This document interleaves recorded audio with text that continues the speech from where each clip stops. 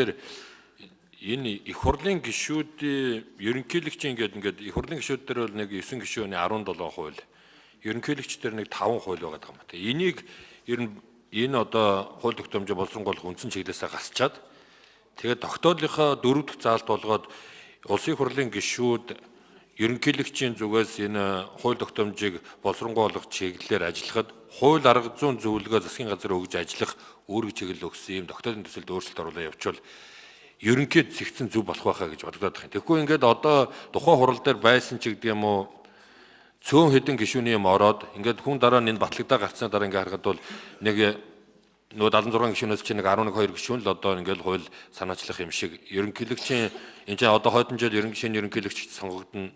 Тэгээ ерөнхийлөгчийн институт нь бол нэг 4 жилийн хугацаанд 4 хууль батлах юм шиг ийм нөхцөл байдал үүсчихэд байна л та. Тэгэхээр оруулах юм шиг. Зүгээр ерөнхийдөө бол яг мэдээж энэ хууль санаачлагчийн хувьд ерөнхийлөгч улсын хурлын гишүүдийн бүрийн эрх нь байгаа учраас хуулиа санаачлан явждаг.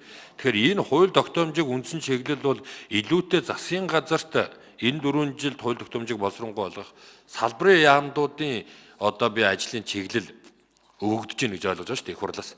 Тэр утгаараа энэ сая Бямцагт хууль зүйн сайд хэллээ.